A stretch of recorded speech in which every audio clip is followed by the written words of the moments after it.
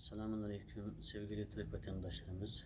Biz bugün Doğu Türkistan'daki şehidimiz Muhammed İmin Yunus Taymoğlu'nun gıyabı cenazemizini Ankara'da Hocatepe Camii'de kıldık.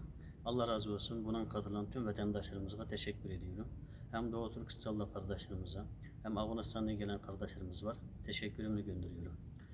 Sevgili kardeşlerimiz, Doğu Türkistan'da her gün binlerce kişi şehit oluyor, katli oluyor, hem nazik kamp alınıyor. Maalesef dünya ses getirdiği gibi gözüküyor ama baksanız acımıza yetmiyor.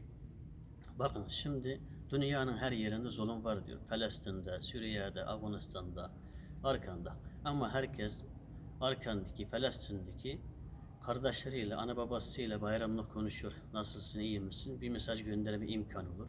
Ama Doğu Türkistanlılar, dünyada 5 milyonlarca Doğu Türkistanlılar var. Türkiye'de, Avrupa'da falan.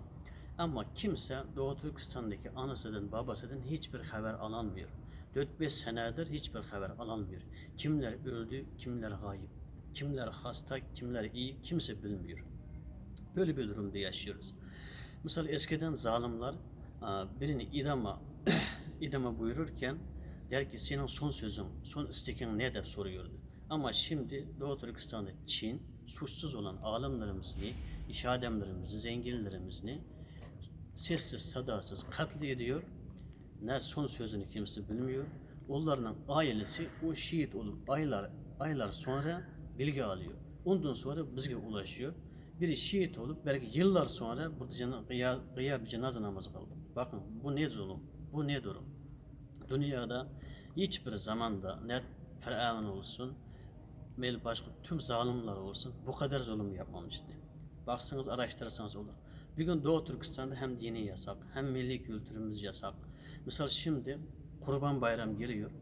Büyükbaş, küçükbaş satmakını yasaklamış pazarlarda. Domuz etini mecbur satıyorlar. Domuz etini mecbur alıyorlar insan. Alması açlıktan ölüyor. Tamam almasın ama ne olur? Bunun için dünya sessiz kalsa olur mu? Olmaz. Şunun için bizden 83 milyon Türkiye'nin desteğe ihtiyacımız var.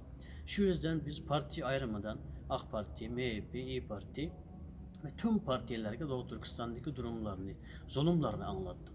Çünkü Doğu Türkistan davası parti üstü bir vatan davasıdır. Sizin adı yurtumuz Türkistan'ın davasıdır. Sizin babalarınız, ecdadınız gelen, burada Osmanlı'yı kuran yeni Türkistan'ın davasıdır. İnşallah Doğu Türkistan için cümlemiz bir olalım, birlikte Doğu Türkistan'a sahip çıkalım. Allah cümlemize razı olsun. Selamun Aleyküm ve Rahmetullah.